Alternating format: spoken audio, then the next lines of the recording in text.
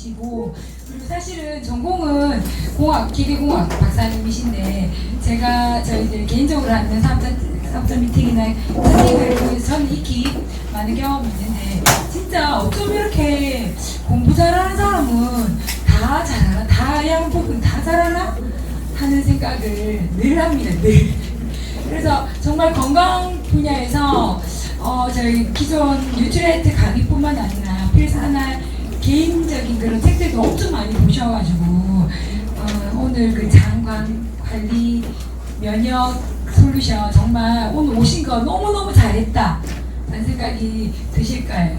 큰 박수로 모시겠습니다. 박세명 이사님입니다. 네, 반갑습니다. 인사드리겠습니다. 서울시대주민 박세명입니다.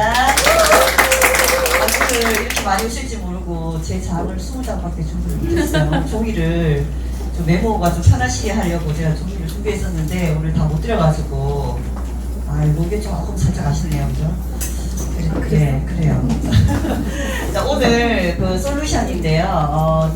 지금 그 지난번에 그 이분들이 그 방송을 통해서 보셨겠지만은 안희진리더님께서 그 장, 그다음에 혈관, 간 요렇게 해가지고 솔루션을 하나 해주셨잖아요.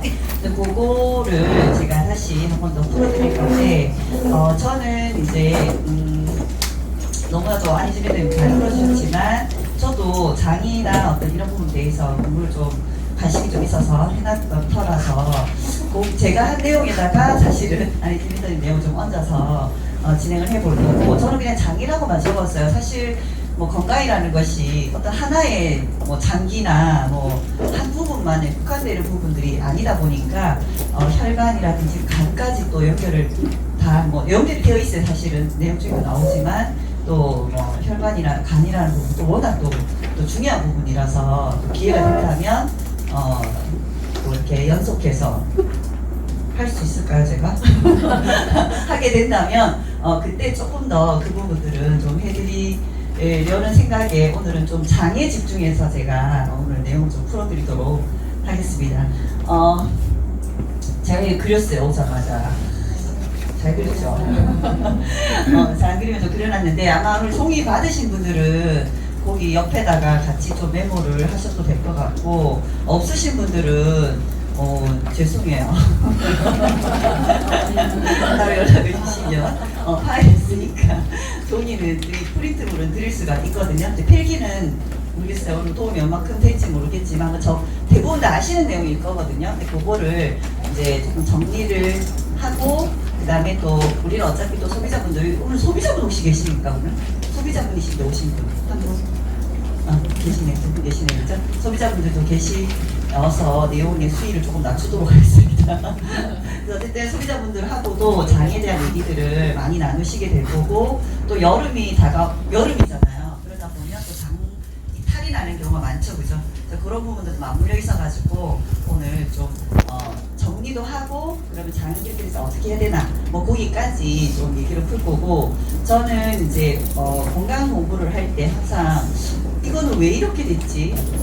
그러니까 이 병이 하면 어떻게 낫지라기보다는 이거는 뭐 때문에 발생했지 이게 늘 궁금했었거든요. 그래서 찾아 원인을 찾아가 보면 거기서부터 출발해서 정리를 해다 보면은 내가 지금 앓고 있는 어떤 증상이나 상황을 호전시키는 게 훨씬 빠르다는 거를 제가 경험 통해서 많이 배웠거든요. 그래서 장 문제도 사실 우리가 건강을 놓고 봤을 때 무엇이 가장 중요하냐라고 했을 때 뭐 각자의 어떤 관심사에 따라 중요한 부분이 다 다를 수 있잖아요. 근데 저는 제가 생각하는 가장 중요한 부분 중에 하나가 저는 장이라고 생각을 하거든요. 제가 보기에도 말라 보이잖아요. 네. 말라 보이죠. 제 꿈이라면 또 오늘 또 돌 맞을 수 있는데 3kg 살찌운 거예요. 그러면 안 찌는 거예요. 안에 잡수기 시작해가지고 뉴트라이트를 가지고 가지고 지금 내려올라고 뉴트라이트 처음 잡혔을 때 제가 뭘 얘기했냐면 진짜 다른 거 다 치우고 제 꿈목록에 적었었거든요. 3kg 치우기 2016년도에 실제로. 근데 뉴트라이트를 먹었지만 살이 안 찌는 거예요. 안 쪄. 엄청 많이 먹었거든요. 왜 안 찌냐고 나 다 먹었는데 알고 봤더니 제가 장 관리에 대해서 몰랐던 거예요. 그래서 장 관리가 시작되고 나서 이제 살이 찌기 시작했거든요. 그래서 진짜 3kg가 쪘었어요. 3kg 쪄가지고 이제 일정 몸무게가 됐는데 또 얼마 전에 제가 또 이제 스위치온을 한번 또 도전했거든요. 다 한 건 아니고 3일을 3일. 더 하면 안 된다 하더라고. 우리는 살 없으면 안 된다. 그래서 어쨌든 장에 좀 관심이 많았기 때문에 스위치온 다이어트의 3일 하는 그 단식도 장에 도움이 분명히 될 거라는 걸 제가 알고 있었거든요. 그래서 또 해봤더니 체지방이 또 2kg가 빠졌어요. 그래가지고 장이라는 것이 모든 것의 열쇠라는 것을 제가 또 한 번 확인할 수 있었던 그런 계기였거든요. 그래서 오늘 장에 대해서 이렇게 풀어드릴 수 있게 돼서 너무 영광이고, 또 제가 이제 풀어드리는 내용이 다 정답은 아니에요. 아시죠? 그죠? 유튜브나 이런 데 보면은 닥터죠 이런 분들 얼마나 설명 잘합니까?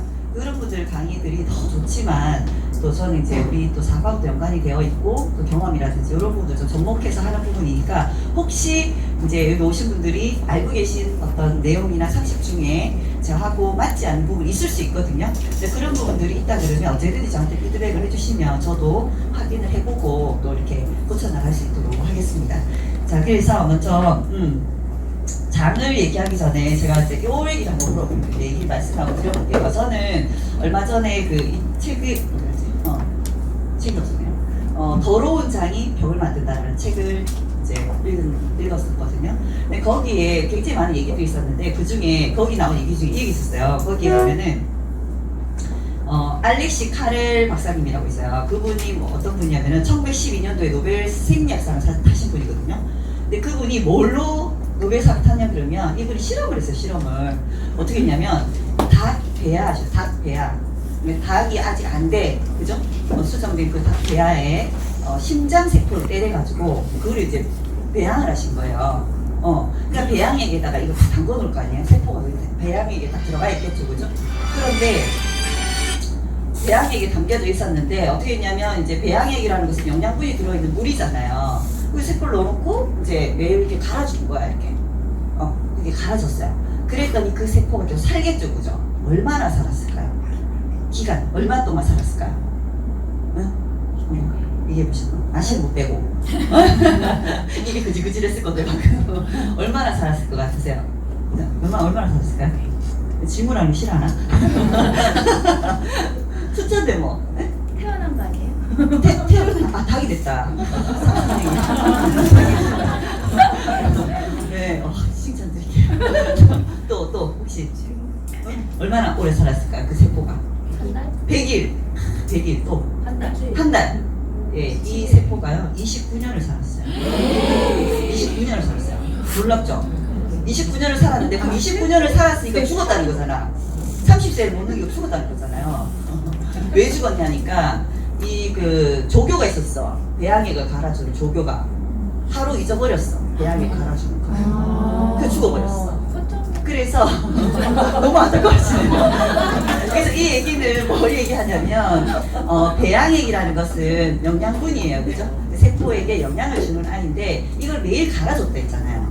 그러면은 얘가 배양액 속에 있는 영양분을 먹고 뭔가를 내보낸다, 노폐물을 내보낸 거지. 근데 그걸 매일매일 갈아줬으니까 얘가 살 수 있었는데, 하루 안 갈아줬다라는 건 뭐예요? 그 노폐물을 처리가 안 됐다는 거죠. 29년 동안 살렸는데 죽어버린 거예요. 그래서 이 알렉시 카렐 박사님이 이래서 이 그 노폐물의 처리, 그리고 우리 몸에서의 어떤 노폐물의 처리, 이런 것들이 굉장히 중요하다라는 내용으로 노벨 생리학상을 받으셨거든요. 그래서 제가 오늘 장 얘기를 하면서 이 얘기를 왜 드렸냐 하면은, 우리 몸도 똑같다는 거죠. 잘 먹는 게 중요합니까? 잘 싸는 게 중요합니까? 잘 먹고 잘 싸고. 그죠? 둘 다 잘해야 돼요. 잘 먹어야 되고 잘 싸야 되는데, 저는 조금 더 비중을 준다 그러면 뒤쪽에다 좀 두고 싶어요. 사람이 뒤가 좋아야 되거든, 항상. 그래서 앞으로 다 좋을 수 있어. 뒤가 좋아야지 끝까지 좋은 거예요. 그래서 저는 이렇게 배설하는 것, 그리고 내보내는 것, 이게 조금 더 우리 건강에 더 중요한 출발점이 돼야 되지 않나. 끝이지만 출발점이 돼야 된다고 저는 생각을 하거든요. 그래서 오늘 장인데요. 장기를 이렇게 그려놨는데, 우리 몸에는 지금 제가 다 그리지는 않았고 이 부분을 조금 한번 설명을 한번 해볼게요. 많이들 보셨을 건데, 요게 뭐죠? 요게? 요 위래요, 위. 그죠? 우리 입에서 음식을 먹으면은 입으로부터 이렇게 뚝 씹어가지고 이제 위로 들어오죠, 그죠? 그러면은 위산하고 섞여가지고 죽처럼 돼요. 그리고서 이렇게 타고 내려오면 이제 소장이 시작이 되죠. 이렇게. 소장을 좀 짧게 그렸어요. 소장은 6에서 7m 정도 되거든요. 6에서 7m 정도 돼요. 그래서 이렇게 긴 그 소장을 거치면서 이제 흡수가 되죠. 영양분이. 여기에서 대부분 90%가 이렇게 흡수가 돼요. 영양분이. 그래서 흡수가 되고 나면은 여기 이제 여기를 통과하게 되거든요. 여기가 대장 입구라고 생각하시면 돼요. 그래서 이렇게 이제 음식이 이제 소화되고 남은 이제 찌꺼기들이 이제 여기 대장으로 딱 들어오게 되는 거죠. 그러면 맹장 아시죠? 맹장. 요 맹장이 요 맹장. 요거는 충수. 우리가 쉽게 맹장 수술했다라고 하는 거를 요걸로 착각하시는데 여기 충수예요. 맹장 따로 있어요. 대장의 요 시작하는 부위 여기를 맹장이라고 그럽니다. 그래서 요 맹장이 있고 이렇게 올라간다 그래서 상행결장, 옆으로 간다 그래가지고 행결장, 그다음에 하행결장, 이렇게 S자 보시겠죠? S자 결장, 요 직장 이렇게 돼요. 이렇게 해서 이제 입을 통해서 나오게 되거든요. 그러면 여기 뒤에 이제 나머지 그린 애들 좀 볼게요. 여기 위 뒤에 있는 이 정선으로 표시된 거 있죠? 요게 췌장이에요. 그리고 췌장에 보면 여기 라인이 두 개 있죠? 여기 췌장에서 시작되는 데는 췌장에서 나온 소화액이 요 소장으로 들어간 요 간으로 소화액을 넣어주게 되고요. 그 다음에 여기 담낭이에요. 이거 간이에요, 간. 좀 가큰 가큰 남자 여기 누워있네요. 간인데 간에는 뭐가 있냐면 이렇게 쓸개예요, 쓸개. 쓸개도 이제 위에 음식이 들어오게 되면은 쓸개즙이 쭈르륵 나와가지고 이제 위에서 이제 소장으로 들어갈 때 쓸개 여기에서 이제 쓸개즙이 나와가지고 소장으로 같이 들어와가지고 기름을 더 잘게 부셔주는 역할을 하는 것이 이제 쓸개즙이죠, 그죠? 그래서 이렇게 해서 이제 소화작용이 쭉 일어나서 이렇게 쭉 나오게 돼요. 그러면은 저는 되게 처음 헷갈렸던 게 뭐냐면은 장이라 그러면 소장이야 대장이야 그랬어요. 안 그랬어요? 저는 되게 헷갈렸는데 막 듣다 보면 소장 같은데 끝날 때는 대장이야. 대장 얘기하고 있어. 안 그랬어요? 저 그 되게 헷갈리더라고요. 그래서 저는 이 장은 사실은 소장과 대장을 다 합쳐서 해요. 소장과 대장을 합쳐서고 소장은 흡수를 하는 곳이고 대장은 배출을 하는 곳이에요. 그래서 장 이러면은 소장, 대장이 함께 이렇게 우리가 이제 인지를 하게 되는 거거든요. 근데 오늘 제 얘기의 핵심은 소장보다는 대장 쪽이 좀 더 있어요. 아까 그랬죠, 제가 D가 좋아야 된다고. 나가는 거 좀 중요하게 생각하거든요. 그래서 오늘 대장 쪽이 조금 더 중요한 포인트를 둬서 제가 한번 설명을 드려볼게요. 자, 이렇게 해서 이제 배설이 대장을 통해서 우리 몸을 통해서 일어나는데요. 우리 몸에는 음식이 들어오기도 하고 뭐 공기도 들어오기도 하고 하는데 배설되는 것은 이 배설기관은 장만 있는 게 아니고 대장만 있는 게 아니거든요. 그래서 우리 몸의 배설기관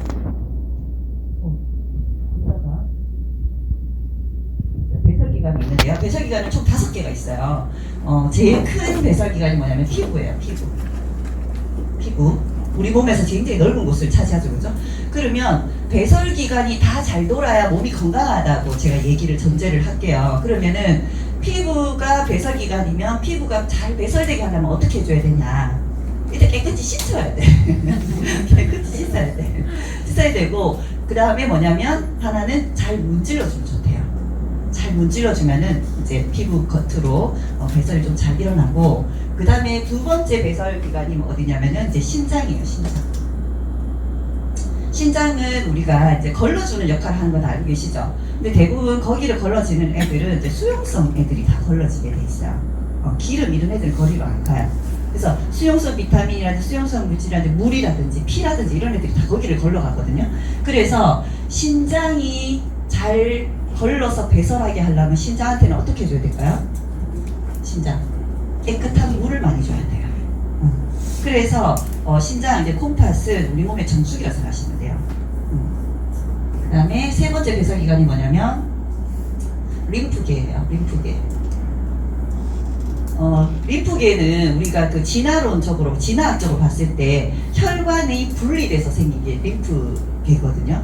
그래서 항상 그 혈관 밑에는 림프계가 따라가요. 그래서 혈관은 상수도, 림프계는 하수도 이렇게 돼요. 혹시 오늘 소비자분 오신 분 중에 많이 좀 어렵습니까, 내용이? 괜찮습니까? 예. 그래서 상수도 하수도 이렇게 나눠져 있거든요. 그래서 림프계 쪽에서는 이제 우리 몸에서 이제 사용되고 나온 찌꺼기를 림프계가 쫙 흡수를 해가지고 다시 혈관 안으로 푹 밀어줘요. 그러면 그 혈관에 들어온 노폐물이 들어있는 혈액이 있겠죠, 그죠? 그게 이제 다시 이제 정화를 신장을 거치든 간을 거치든 이렇게 해서 쭉 이렇게 걸러가지고 내보내게 되거든요. 그런데 그 림프계가 배출을 잘하게, 배설을 잘하게 하려면 오물 수거는 림프가 잘했어. 이거 이제 버려야 되잖아요. 잘 버리게 하면 어떻게 될까? 잘 버리게. 얘는 림프계는 특징이 뭐냐면 우리 혈관은 동맥이나 이런 데 근육이 있어요. 모세혈관에는 없지만 동맥에는 근육이 있거든요. 그래서 심장이랑 동맥이 동시에 빡 짜주기 때문에 쫙 돌아요. 그런데 림프계는 근육이 없어. 그래서 자기 혼자 짤 수가 없어. 이 노폐물을 흡수를 하는데. 그래서 얘를 잘 짜주게 하면은 그러면 림프계가 건강할 거잖아요. 얘를 잘 짜주게 하는 뭐냐면 근육이에요, 근육. 우리 몸에 있는 근육이 림프계를 착 짜주게 돼 있어요. 그러면 노폐물이 혈관 안으로 착 들어가가지고 착 배출이 되는 거예요. 그러면 내가 평소에 근력이 약해. 이런 분들은 어떻다 볼 수 있겠죠? 근육이 없는 사람들 보면 보통 어떻게 생겼죠?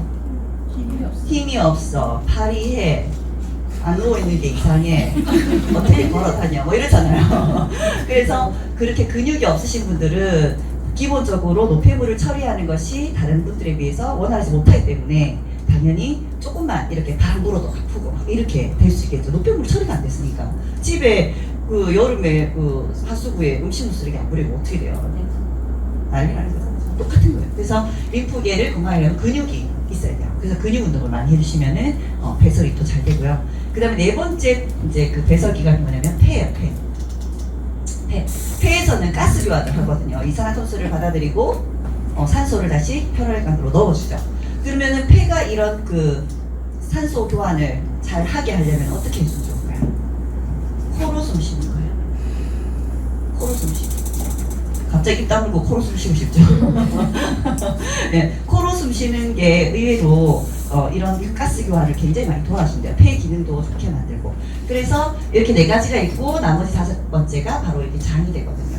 그래서 이러한 배설 기관들이 전부 다 잘 원활하게 돌아갈 때 우리 몸은 건강할 수가 있는 겁니다. 깨끗하게 건강할 수가 있거든요. 근데 이 중에 어디 한 군데라도 고장이 나게 되면은 어떻게 했어요? 나머지 애들이 또 배설을 나눠서 또 해야 되잖아요. 그 결국에는 다 무리를 주게 되는 거죠. 그래서 이제 이렇게 배설 기관이 5개가 있고 장이 이제 오늘 얘기하고자 하는 주제가 됩니다. 그러면 우리가 이제 관리라는 차원에서 봤을 때 우리 보통 이런 말 안 들어요. 야, 이런데 뭐 먹으면 돼? 저런데 어떻게 해야 돼? 뭐 설사를 많이 하는데 뭐 먹으면 돼? 이렇게 얘기하잖아요. 그런데 그렇게 추천해줘서 좋아하실 수 있어요. 어느 순간에. 그렇지만 저는 생각하거든요. 건강이라는 것은 이제껏 내가 쌓아 올린 것의 결과물이잖아요. 근데 유산균 5번 한 번에 먹다고 장이 좋아지나? 그건 아니라고 생각하거든요. 그래서 우리가 몸이라는 것을 봤을 때 몸은요, 뼈 있잖아요, 뼈도 다 다시 만들어지는 거 아세요? 새로 다 만들어지거든요. 완전히 다 다시 만들어지는데 7년이 걸려요. 7년. 그 다음에 이 손바닥, 예를 들면 손바닥 피부 같은 거, 글자가 찾으네. 손바닥 피부 이런 거는 48시간 정도가 걸려요. 그 다음에 뭐 위벽이나 신장 이런 애들은 위벽이라든지 신장 세포라든지 이런 거는요 한 몇 달 정도 걸리거든요.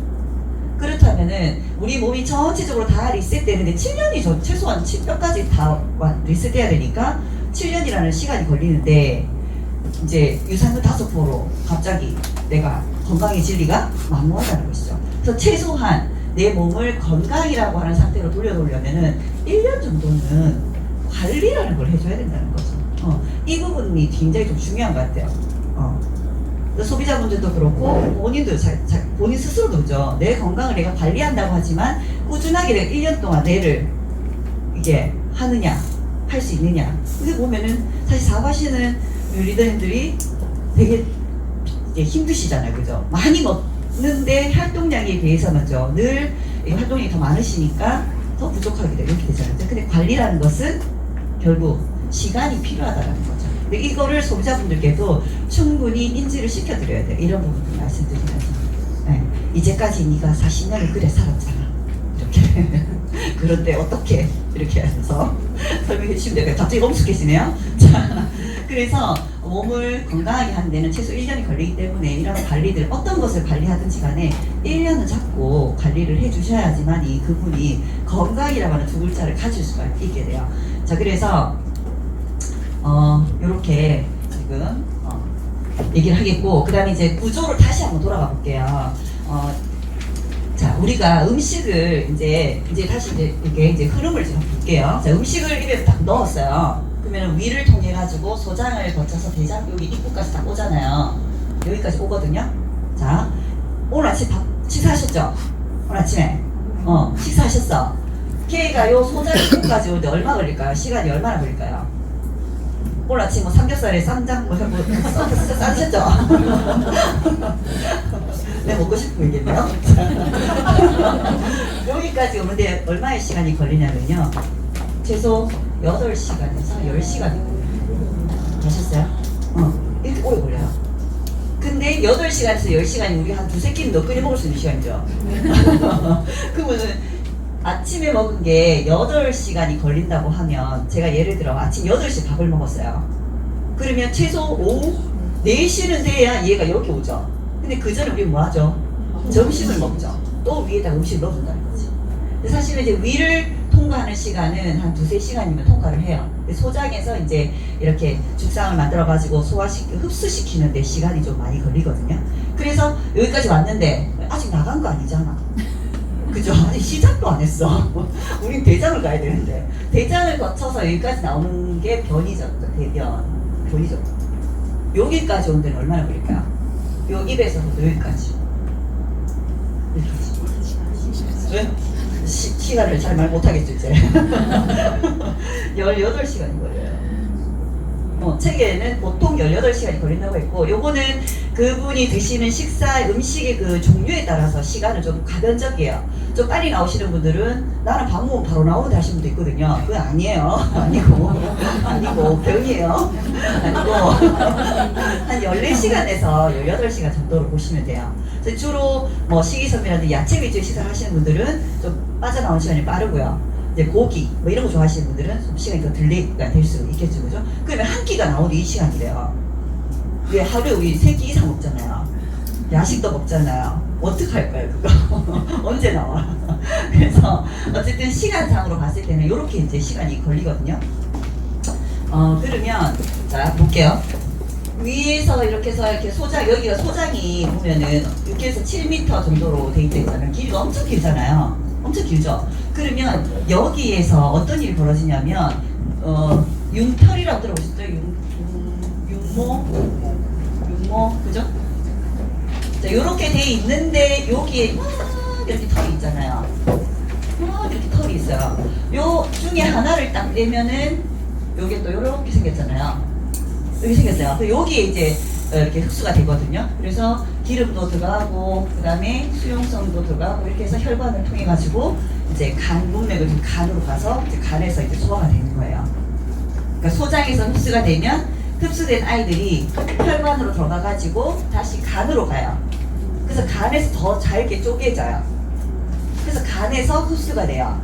그래서 이런 말 들어보셨죠? 간에 기별도 안 나타났어요. 억수로 먹었는데 왜 위에 기별이 안 가지? 이런 말 하면 아무도 없죠. 왜 소장에 기별이 안 가지? 이런 말 아무도 안 하잖아.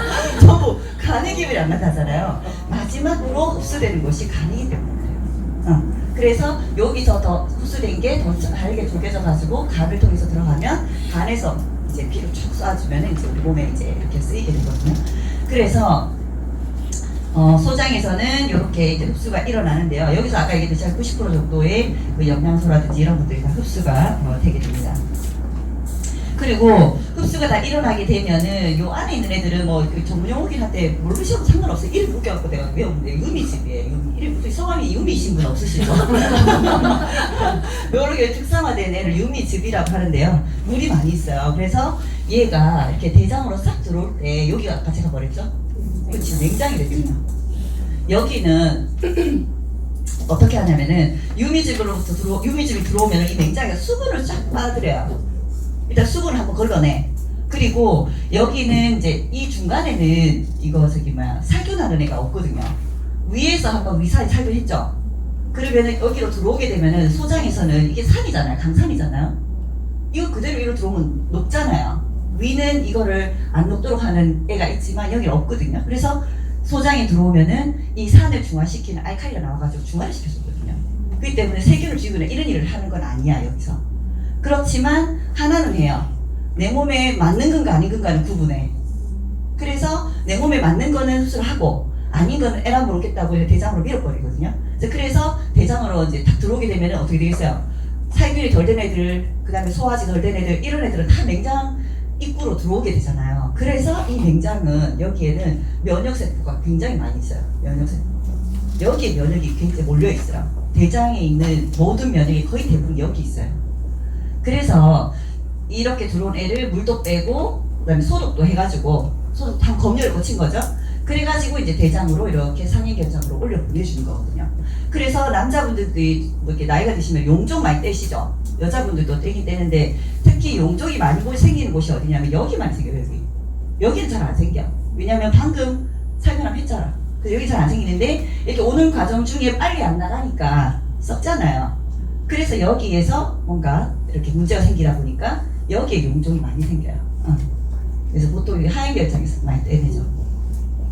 자, 그래서 이제 냉장에서 이렇게 해가지고 이렇게 보내서 이렇게 해서 이렇게 오죠, 그죠? 그리고 이제 여기에 이제 이렇게 S자 결장이에요. S자 결장은 물음표처럼 생겼죠. 그래서 물음표처럼 생겨돼가지고 참 여기서 도대체 무슨 일이 일어날지 모르겠다 이렇게도 얘기를 많이 하세요. 여기서 참 많은 일이 일어난대요. 나 다 풀리지 않았대. 그래서 이 물음표처럼 생겼다고 이렇게 얘기를 하시더라고요. 근데 어쨌든 여기에서 쭉 오면서 수분이라든지 그 다음에 또 필요한 비타민을 이것도 만들거든요. 대장 안에서 비타민 K라든지 비타민 B, 우리 몸에 필요한 비타민 K나 B를 대장에서 합성을 합니다. 모르셨죠? 이렇게 하더라고요. 그렇게 하고서 이제 필요한 것들이 상태로 와가지고 S자 결장이 다 모여요. 그러고서 이제 우리가 변기를 느끼면 배변의 느낌을 가지면 직장을 통해서 쫙 이렇게 나가게 되거든요. 평소에 직장은 비어 있어요. 여기는 비어 있습니다. 비어 있고 여기에 변이를 느끼면은 이제 그때 이제 이게 딱 열리면서 밑으로 쭉 이렇게 빠지게 되거든요. 그래서 S자 결장 같은 경우에는 항상 변이 굉장히 마지막에 확 몰려 있는 곳이에요. 그 힘줄 때도 여기 힘이 확 들어가. 같이 힘이 딱 들어가시는 얼굴에 지금. 여기 힘이 들어가기 때문에 여기에는 이제 보통 제가 옆에 이렇게 그려놨는데 이 뾰족하게 튀어나오는 이게 뭐냐면 이 개실이에요. 개실. 개실이라는 거예요. 근데 이 개실이 사실은 S자 결장이 더 많이 생겨요. 이 개실은 뭐냐면 이 대장의 살이 늘어지면서 이렇게 홈이 생긴 거거든요. 홈이 생긴 거예요. 그래서 실제로 이거는 이 대장의 살이 흐물해서 늘어나서 만들어진 주머니예요. 그런데 아까 S자 결장은 압력도 세지고 변도 모여 있고 힘 주면은 이렇게 생겼잖아요. 그렇기 때문에 여기에도 이런 개실이 많이 생겨요. 근데 실제로 네이버에 게시해서 사진 한번 찾아보세요. 못 봐. 엄청 더러워. 자, 어디냐면 나중에 게시를 뒤에서 얘기할 건데 게실은 그래서 다른 말로 우리가 대장의 쓰레기통이라고 생각하시면 돼요. 그래서 우리 몸에 쓰레기가 갈 데가 없으니까 쓰레기통 만든 거예요. 근데 여기에 변이 차겠죠, 그죠? 이렇게 차 있어 변이. 그래서 실제로 그 게실 사진을 딱 찾아보시면은 이 안에 뭐가 다 차 있어요. 실제로 변이 들어있는 경우도 있거든요. 근데 문제는 뭐냐면 얘가 이렇게 풍선처럼 이게 부풀어진 게 이 조직이 약해서 부풀어졌다 했잖아요. 그럼 이게 어떻게 돼요? 터지는 거지. 그럼 이건 복막염보다 무서운 거예요. 아무렇게 해서 변이 내 장을 이 안에를 확 그죠? 생각도 하기 싫죠, 그죠? 그래서 개실은 굉장히 위험한 거라고 볼 수 있어요. 그래서 얘네들이 있을 때 또 어떻게 되는지 뒤에 설명해 드릴게요. 자, 그래서 이렇게 이제 변이 이렇게 나오게 됩니다. 그러면 자, 우리가 장을 놓고 봤을 때 저는 이제 오늘 병이라고 하기도 그렇지만 장에서 자주 발생할 수 있는 증상을 놓고 제가 좀 설명을 한번 해볼게요. 우리가 장하면 장에 문제가 있어 라고 했을 때 가장 먼저 떠오르는 뭐 병이라고 할까요? 병까지는 우리 얘기는 안 하는데 병인들 병이지만 병이 아닌 그 녀석 변비죠. 변비가 있어요. 변비 갖고 우리 병이라 하기엔 좀 그렇고 또 아니라 하기도 좀 거시기하게 변비잖아요. 근데 이 변비를 우리가 뭐라 하냐면요 현대의 역병이라고 해요. 역병. 역병인 거죠. 도는 거 돌림병 다 있다는 거예요. 내가 지금 변비인지 아닌지 확인 한번 해볼게요. 자, 나는 하루에 밥을 3끼 먹는다. 한 분. 다들 안 드십니까? 아, 너무 적게 말했나? 예. 그럼 나는 하루에 변을 한 번은 본다. 한 번 본다. 예, 많으시네요. 조금 들으시는 분은 한 번인지 두 번인지 빨리 들으시나? 근데 식사량보다는 적게 보시죠. 하루에 한 번은 꼭 비슷한 시기에 보지만 내가 3끼 먹었다고 3번 병원이란다. 3끼 드셨다고 3번 화장실 가시는 분. 한 분 계시네요. 저분만 변비가 아니세요. 다 변비세요. 식사를 한 횟수만큼 변이 나와야 변비가 아니에요. 그래서 예를 들어 제가 그림 막 보여드리면 좋은데 이거는 좀 그 시간이니까 점심을 못 드실 것 같아서 뭐 얘기 못 드리겠고, 예를 들어 나는 규칙적으로 아침에 일어나면 한 번은 변을 무조건 봐요 하시는 분들은 대장에 5끼가 같이 있다고 생각하시면 돼요. 5끼를 항상 안고 다니시는 거죠. 있어. 그래서 그게 왜 5끼가 되는지는 아까 보셨잖아요. 나오는 시간이 이렇게 있어요. 8시간, 18시간 있거든요. 그래서 아침을 내가 먹어서 여기까지 8시간이 걸렸으면은 오후 4시예요. 그죠? 그럼 오후 4시에서 여기까지 다 나오는데 저녁 8시가 돼요.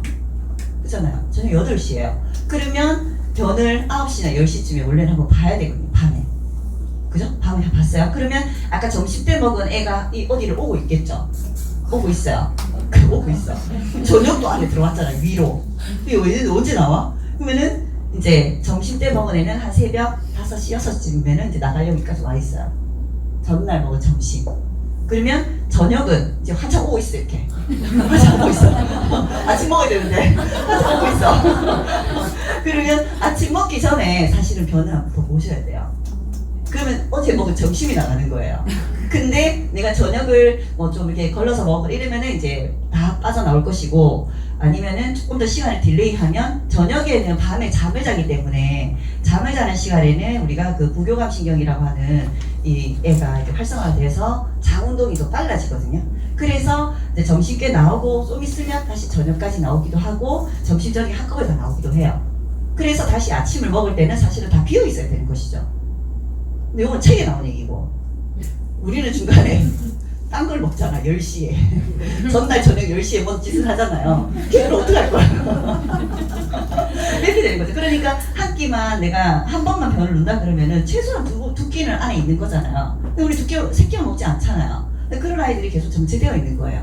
그래서 평균적으로 내가 하루에 한 번 변을 봅니다. 5끼가 있다. 이틀에 한 번 봅니다. 사달이죠. 9끼. 이틀에 한 번 봅니다. 9끼가 변비죠. 근데 실제로 변비가 심하신 분들은 3일에 한 번 더 보시고 4일에 한 번 더 보시고 뭐 이런 분들 주변에 계시지 않아요? 변비가 심하신 분들은 굉장히 스트레스거든요, 사실은. 그래서 그런 부분들을 이제 본인도 안 해본 게 없을 거예요, 아마. 뭐 좋다는 거 다 먹어봤고, 물 많이 먹으라 해서 물도 먹었을 거고, 뭐 식이섬유 좋다 해서 식이섬유도 먹었을 거고, 다 먹었지만 안 됐다는 거지. 왜 안 됐는지를 그러면 식이섬유 안 됐고 물 안 됐으면 나 뭐 해줄 수 있어요? 유산균 열포보를 할 거예요? 그거 못 하잖아. 그러면 분명히 그분은 식이섬유가 좋다는 것도 알고 물이 좋다는 것도 알았지만 뭔가 방법이 아니면은 식사 습관이 이런 것들이 뭔가가 모른 채 진행이 됐다고 볼 수가 있어요. 그렇기 때문에 그런 부분들은 자세히 이 부분을 설명을 해주시면서 식사를 언제 하셨는지를 체크해 보면은 그분이 변비가 온 이유를 정확히 알 수가 있어요. 자, 그래서 변비 그렇게 되고요. 만약에 이렇게 해서 변비가 오게 되면은 어떤 일이 벌어지냐면, 변비하시는 분들도 설사하는 거 아시죠? 변비하시는 분들도 설사를 해요. 변비하시는 분들이 설사라는 것은 어떤 의미냐 하면은, 우리 몸은 항상 변하는 어떤 환경에 적응을 해요. 이기려고도, 나를 살리기 위해서 이기려고도 하지만 적응을 하거든요. 그래서 내가 변비 환자야. 이 병이 가득 차 있어요. 근데 먹었잖아. 안 먹지는 않잖아요. 내보내야 돼. 내보낼 수 있는 가장 빠른 방법은 액체로 만드는 거예요. 변으로 굳히는 게 아니고. 그래서 아유 더 이상 못 살겠다 이러면서 그냥 국물로 내보내는 거예요. 그게 설사예요. 그게 변비 환자분들이 보시는 설사가 그거예요, 사실은. 그죠? 좀 측은한 마음이 들죠, 그죠? 저는 되게 측은하던데. 자, 그래서 그래서 설사라고 하는 것은 변비가 있으신 분들은 설사라고 하는 것은 또 변비의 다른 형태라고 보시면 돼요. 이분은 빨리 어떻게 해줘야 돼.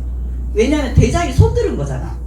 그잖아. 아이고 도대체 자네 이제 국물로 왜 보내줘 이래 될 거잖아. 그럼 빨리 이분을 도와주셔가지고 여기 안에를 다 청소를 해드려야 돼.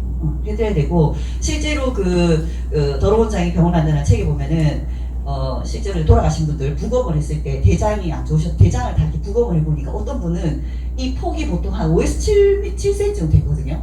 근데 변비가 있으셨던 분 20cm 폭을 가시는 분이 있어요. 20cm. 그리고 이 대장 안에 있는 변을 다 무게를 쟀더니 18kg, 20kg 이렇게 남 얘기 아니죠? 한 번 드셨다 했잖아. 그렇게 될 수가 있어요. 그래서 주변에 변비로 고생하시는 분들은 이 얘기까지 좀 너무 슬프니까 빨리 본인 아시고 계신 여러분들이 빨리빨리 조치를 좀 취해주시면 좋을 것 같아요. 그래서 설사는 변비의 또 다른 모습이다라는 얘기를 좀 해드리고 싶고 이렇게 해서 변비가 오게 되면은 이제 여러 가지 병들이 같이 올 수가 있잖아요. 어쨌든 이 변비라는 것은 대장 안에 있는 변이 균으로 어떨 때 변하는 것이고 그게 내 살을 찌고 있잖아요. 찌고 있잖아. 균으로 찌고 있잖아. 그러면 당연히 어떻게 되세요? 내 대장 살은 물러질 것이고 물러진 살은 이렇게 개시를 만들든지 틈을 벌려서 밖으로 내보내든지 어떤 그런 일들이 벌어지게 되거든요. 그래서 이런 변비에 의해서 올 수 있는 것이 쓸개에도 장애가 올 수 있어요. 쓸개에도 장애가 올 수 있고 그 다음에 심장질환 그 다음에 충수돌기염 당연히 올 수 있죠. 그래서 맹장염 하는 거 돌기염 그 다음에 개실 당연히 올 수 있고 그죠? 관절염 대장암 이런 것들이 이 외에도 병들이 좀 많이 있어요. 근데 이 관절염, 심장이 좀 의외죠, 그죠? 이 균들이 염증이 되어가지고요, 내 몸의 약한 곳을 때리고 있어요. 그래서 관절이 약하신 분들은 관절염을 유발할 수 있게 되거든요. 자, 그래서 이제 이 변비가 지속되게 되면은 왜 변비가 있으신 분들 변비가 계속 더 악화되느냐 하면은 대장에 변이 이렇게 막고 있잖아요. 여기를 막고 있으니까 수분이 계속 들어가죠. 계속 같은 변인데 새롭게 추가되는 변과 함께 계속 수분이 대장으로 계속 흡수가 되고 있잖아요. 그렇게 되면은 이 변의 미끄러움 정도가 떨어지게 돼요. 원래는 장에서 미끄러져 나가면서 이렇게 밀려 나가야 되거든요. 근데 수분이 부족하니까 안 밀리는 거죠. 그러니까 자꾸 정체가 되는 거예요. 그래서 변비에 더 가중이 되게 돼요. 그래서 또 어떻게 되냐면 이런 것도 있어요. 갑상선 기능이 안 좋으신 분들 있죠. 이 갑상선 기능이 안 좋으신 분들도 변비가 올 수 있어요. 변비가 올 수 있어요.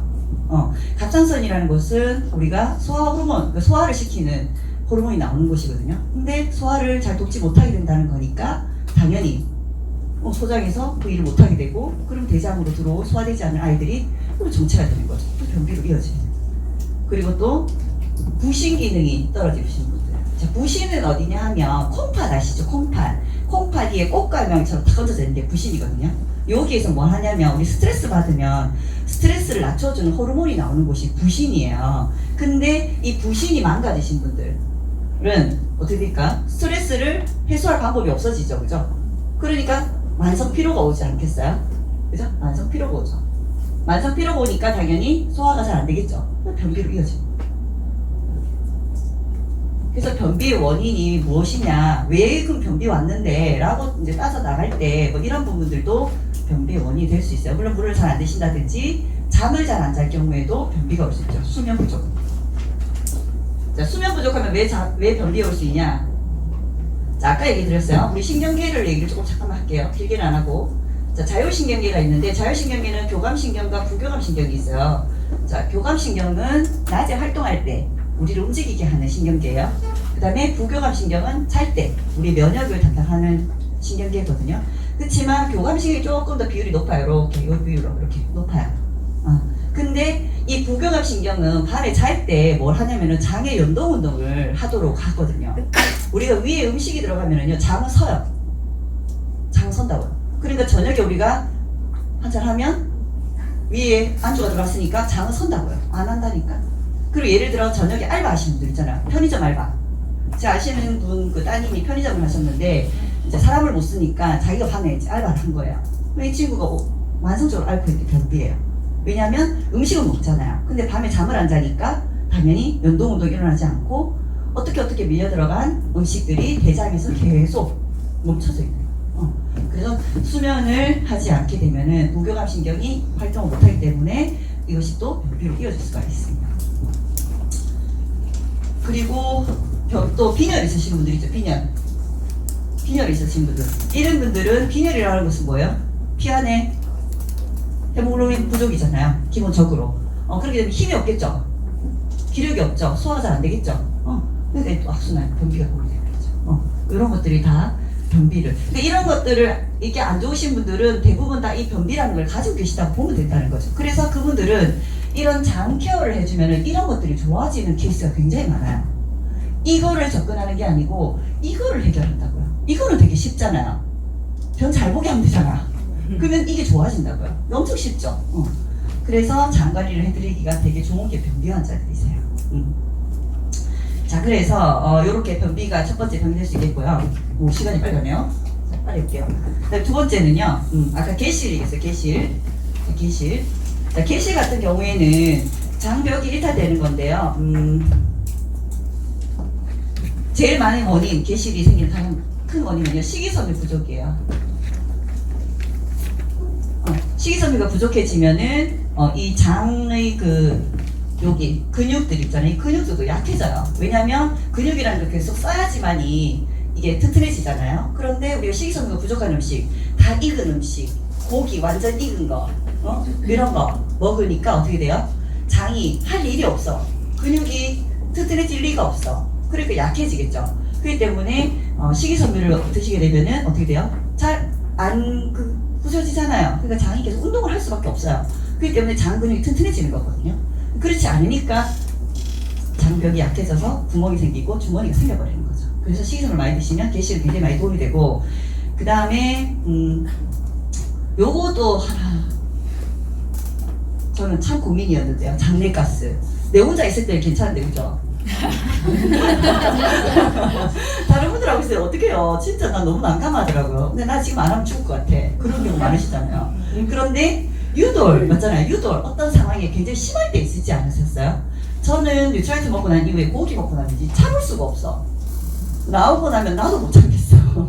너무 힘들어가지고 냄새가. 그죠?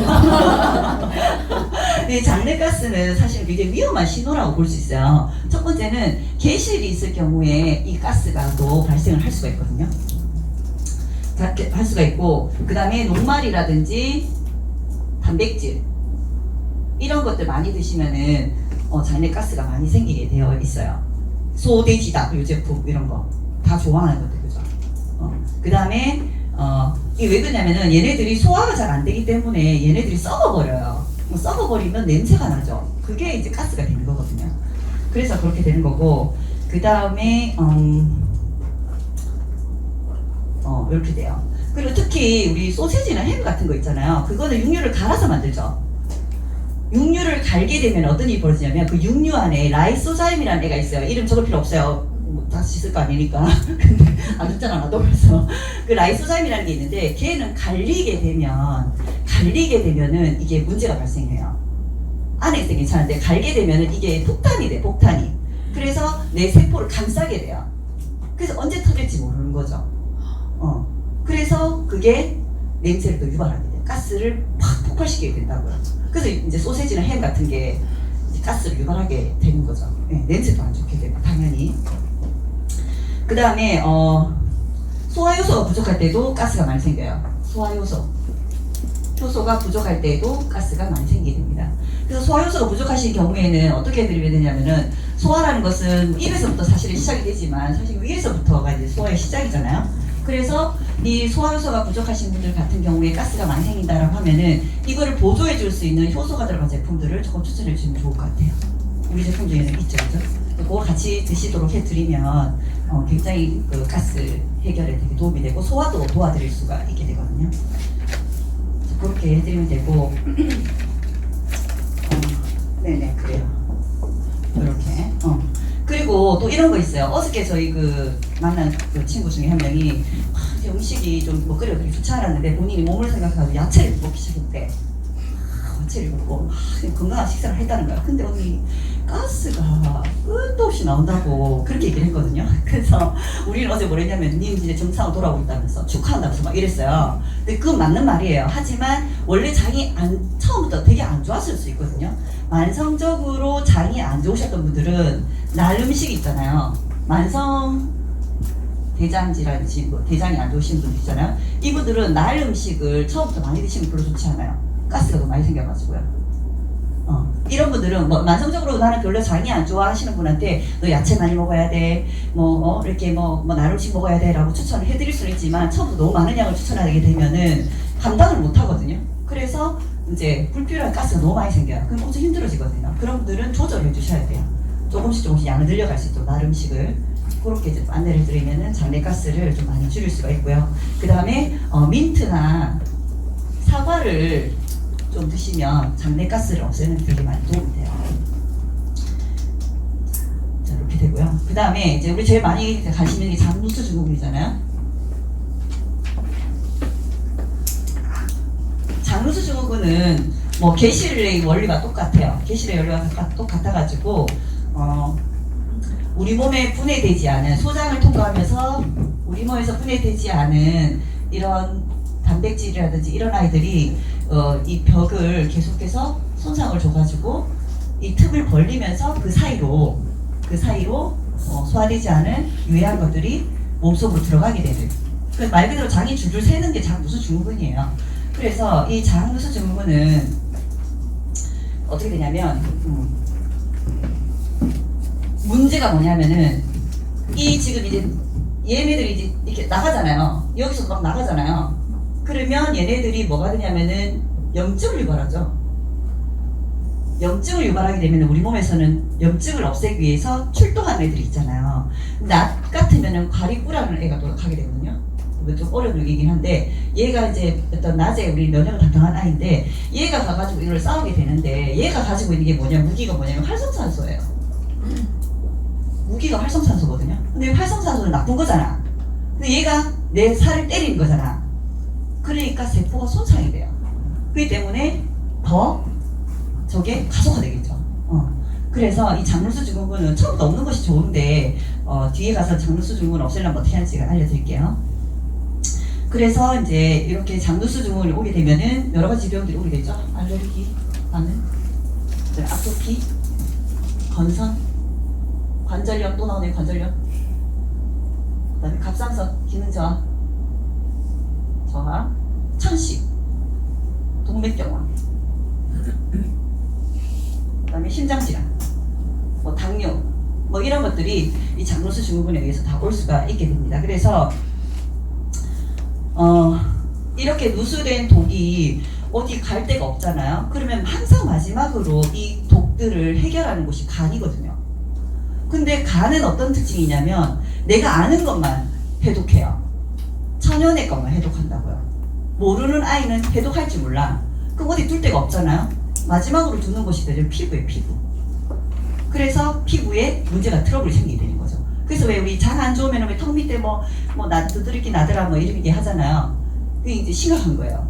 그냥 이거의 문제가 아니라는 거지. 이런 경로를 통해서 간에서도 못하겠다 해서 온 데가 피부라는 거죠. 그러면 빨리 어디부터 해결해야 되죠? 그렇죠. 장부터 해결해야 되는 것이죠. 그래서 내가 장누수가 일어나고 있구나라고 인지를 하셔야 돼요. 그래서 내가 장누수 증후군인가 장누수가 있는가 확인하고 싶죠? 인지 아닌지 몇 가지 테스트 해볼 수 있는 한 모드를 불러드릴게요. 한번 손 꼽아보세요. 자, 음식을 먹으면 곧장 화장실로 간다. 없으시네. 자, 맵고 자극적인 음식을 먹으면 설사나 잦은 대변을 본다. 그 다음에 고기만 먹으면 복통이나 대변을 본다. 그 다음에 헛배가 부른다. 실제로 배가 나오는 경우가 있다. 그리고 만성피로가 있다.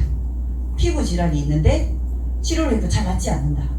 이런 분들은 내가 장누수 증후군의 어떤 범주 안에 들어가 있다라고 보시면 돼요. 이렇게 말을 못하고 그냥 이렇게 손가락으로 혼자서 이렇게 했죠. 저도 몇 가지가 있더라고요. 네. 그래서 이런 것들이 장누수 증후군의 어떤 그런 전조 증상이 될 수 있으니까 이렇게 여기에 맞추어서 좀 관리를 해주시면 되게 좋을 것 같아요.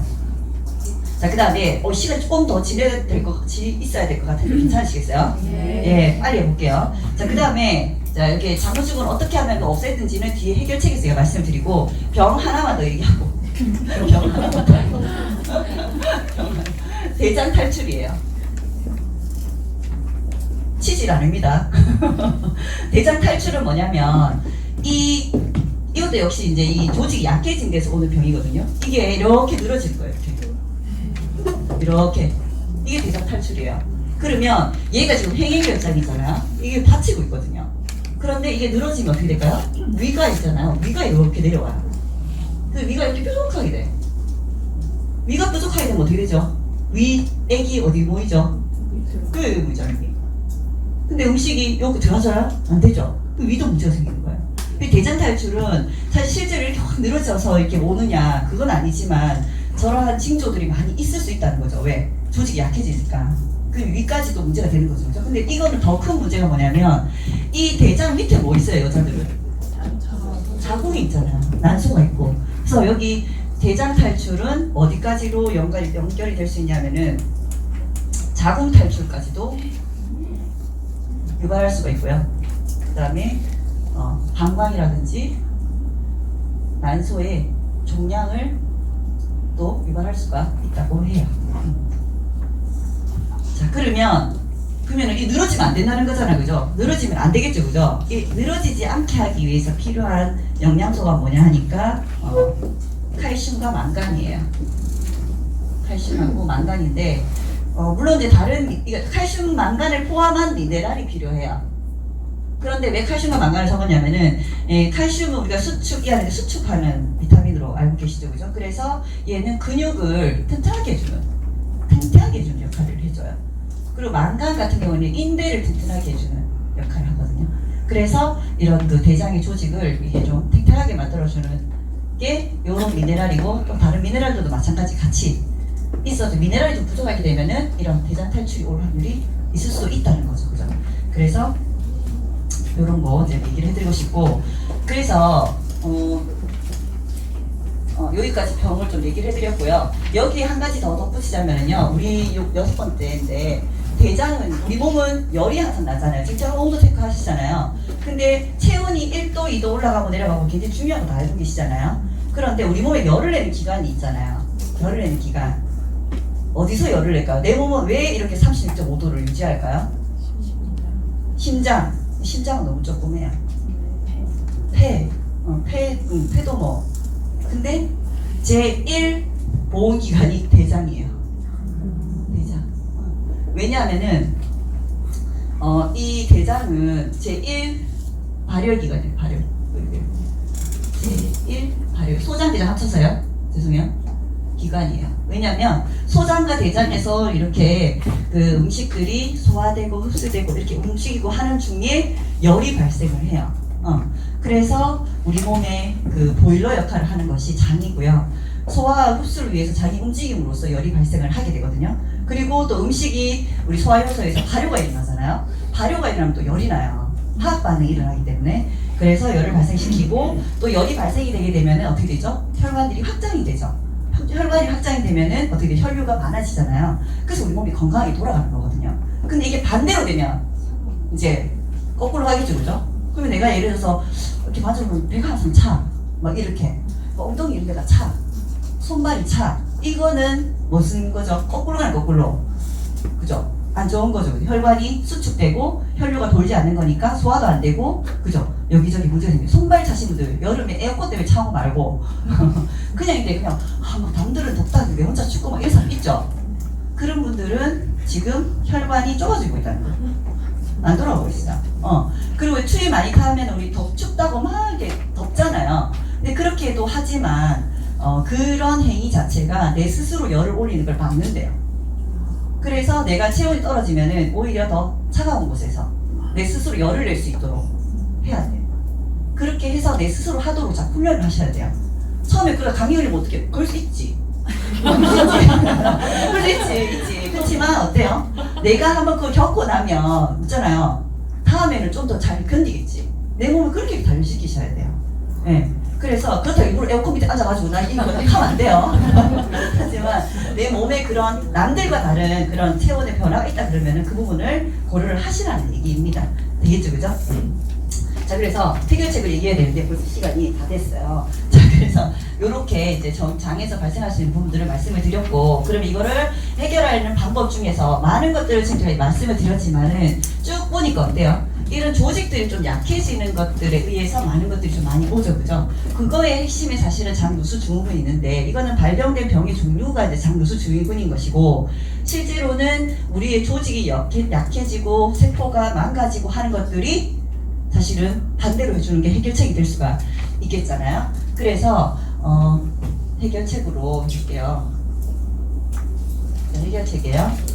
그래서 뭐 장에 대해서 하고 있으니까, 그죠? 장벽을 무너뜨리는 주범이 되는 것들이 뭐냐면 뭐 스트레스, 이렇게 쓸게요. 그 다음에 소염 진통제, 항생제, 뭐 이런 걸 알고 계시죠, 그죠? 항생제. 그 다음에 탄수화물, 그 다음에 글루텐. 글루텐은 뭐냐면은 밀가루, 그죠? 밀가루가 이제 분해되면은 생기는 것이 이제 글루텐이죠, 그죠?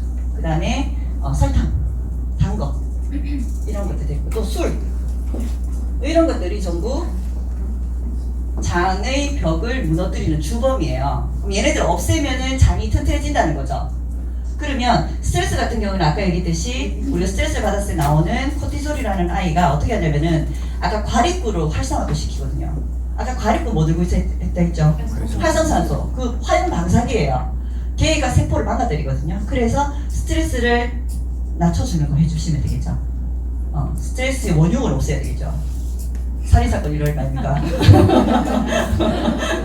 예, 스트레스를 이렇게 낮춰줄 수 있는 걸 해주면 되는데, 뭐 더 좋은 거는 이제 부교감 신경이 올라갈 수 있도록 휴식을 많이 취해주시는 게 좋겠죠, 그죠? 그 다음에 소염 진통제 같은 경우에는 저 다 알고 계시겠지만 얘네들 제일 큰 특징이 뭐냐면 혈관을 수축시키는 애거든요. 소염 진통제는 혈관을 수축시켜서 백혈구나 이런 것들이 그 혈관을 못 지나가도록 하는 것이 통증을 가라앉히는 기본 원리예요. 그렇기 때문에 이 소염 진통제를 계속해서 사용하게 되면은 아까 얘기했잖아요. 혈류가 안 돌게 되면 어떻게 되겠죠? 차가워진다 그랬고, 차가워진다 그러면 정체된다 그랬고, 그러면 이제 병이 오는 것이죠. 그렇기 때문에 소염 진통제의 사용을 중단해야 되겠죠, 그죠? 그래서 혈관을 확장시켜주는 이걸 해주셔야 돼요. 자, 그 다음에 뭐 탄수화물 이런 것들은 이렇게 일반적인 내용들이라서 제가 좀 건너뛰고요. 특히 이제 그 예를 들면 이것만 좀 얘기해 볼게요. 술 해볼게요. 술은요, 술을 먹게 되면은 이게 분해되면서 포르말데히드라는 게 나오거든요. 그게 장 점막을 손상시켜요. 장 점막 손상시켜. 그래서 이분들은 여드름이라든지 그 다음에 아토피 환자이신데 술을 좋아해. 꼽힌 거죠. 여기 좀 해주시면 좋을 것 같아요. 그래서 요런 거를 없애줘야 되는데, 그러면 우리가 이거를 해결하기 위해서는 어떻게 할 거냐. 첫 번째는요, 이거 지금 제가 이제부터 말씀드린 거는 솔루션에 있는 자료를 바탕으로 지금 설명을 드릴게요. 첫 번째는 차단하고 줄이라 했어요. 뭘 줄이고 차단하느냐 하면은 스트레스를 차단하고요. 그 다음에 인스턴트 식품이라든지 밀가루 음식이나 단 음식을 줄이는 것이죠. 그러면 스트레스 해소에 좀 도움이 되는 영양소는 뭐가 있냐면 오메가3가 좀 도움이 돼요.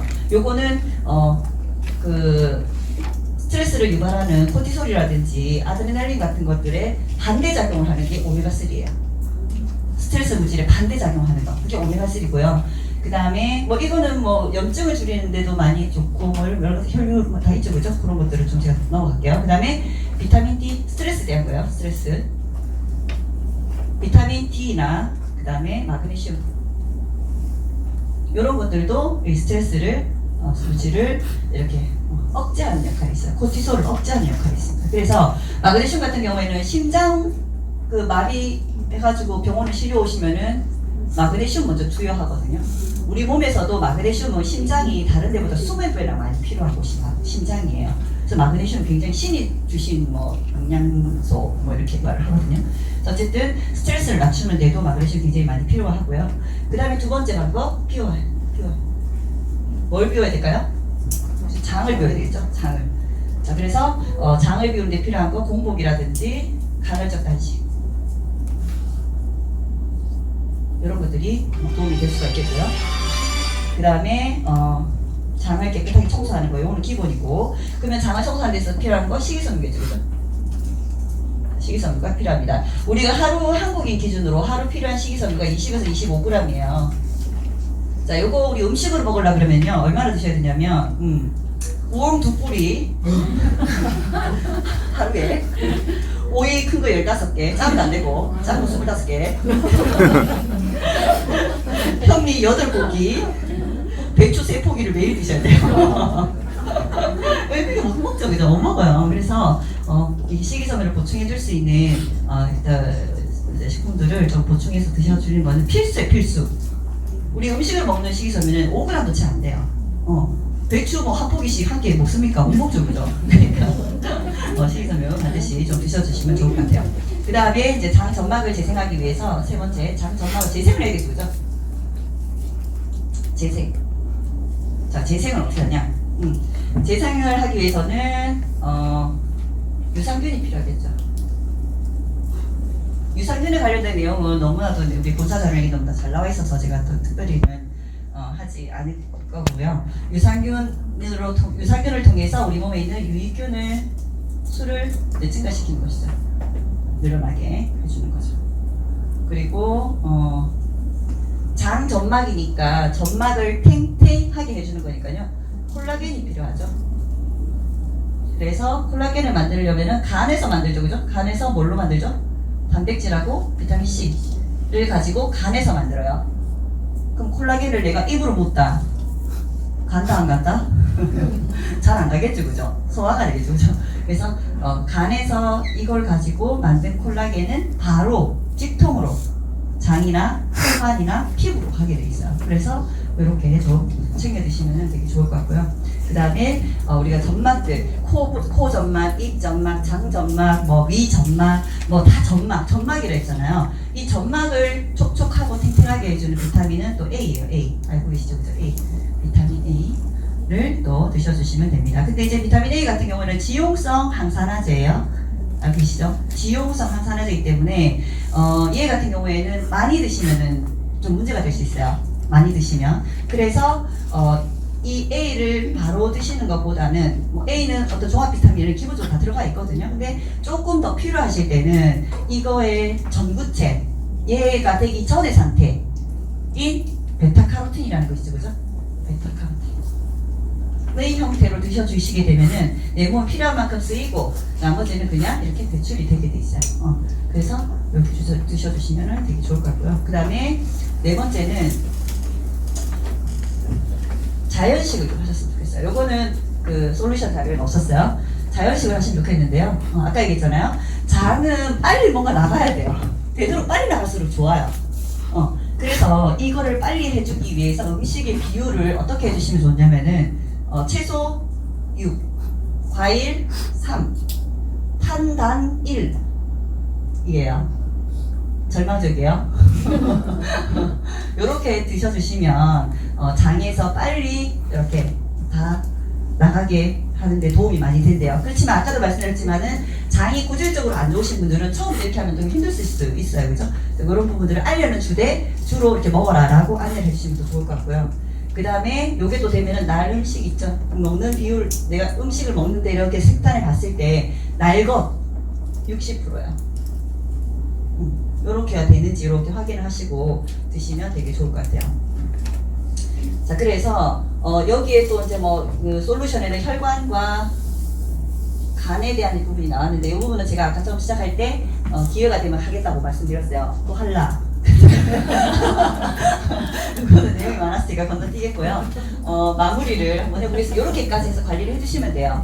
저는 오늘 주가 좀 아픈 쪽에 좀 치중이 돼서 좀 이해가 되셨어요? 어렵지가 않았나요? 괜찮았어요? 자, 그래서 마무리를 좀 한번 해볼게요. 제가 책을 보니까 이제 이런 얘기가 있어요. 토마스 파라는 분이 계셨어요. 토마스 파. 영국에 가면 이제 올드 파라는 양주가 있거든요. 저는 본 적은 없어요. 얘기만 들었어요. 이 올드 파라는 양주가 있는데 이거는 토마스 파라는 이 할아버지의 이름을 따서 만든 양주예요. 이분은 어떤 분이냐 하면은 서민 출신인데요. 그 영국의 왕족들이 영국 런던에 영국 왕족들이 묻히는 그 묘지에 이분 묘지가 있어요. 서민인데 왜 그러냐면 이분이 얼마를 사셨냐면 152세로 152세 서민인데 그러니까 이분이 어떠냐면요 80세 재혼을 하셔가지고 나 정말 못했네 122세에 다시 재혼을 하셨어요. 장가를 몇 번 가는 거야. 그리고 130세 때 사생아를 놓으셨어요. 130세 때 사생아를 낳았다고요. 애를 낳았어 애를. 그리고 결국에는 152세에 돌아가셨거든요. 그런데 이분이 너무 오래 살았잖아. 영국의 왕을 10명도 더 본 거야 이분이. 그러니까 막 왕들의 얘기를 너무 잘 할 거 아니에요. 그러니까 너무 궁금하니까 왕실에서 들어오라 한 거야. 너무 궁금하니까 막 얘기 좀 해달라고. 그래갖고 막 왕실 생활 하게 된 거예요. 그러자 돌아가셨어요. 왜냐하면은 이 호화로운 궁중 생활에 장이 망가져 돌아가셨어요. 그래서 결국에는 돌아가신 그 원인이 뭐냐면 급성 소화불량으로 돌아가셨거든요. 그래서 돌아가셨는데 이제 왕실에서 보니까 어떻게 이렇게 서민이 152세까지 오래 살 수 있냐. 그래서 이 사람을 기념하기 위해서 이제 영국 왕실 무덤에다 이제 묘자리를 주신 거고, 그리고 이분이 돌아가신 다음에 이제 영국 왕실에서 이 사람의 그 몸을 해부를 해본 거예요. 해부학적으로 해보니까 장기가 돌아가셨는데도 장기가 이 모두 완벽한 상태였대. 어디 하나 장기가 이렇게 상한 데가 없더래.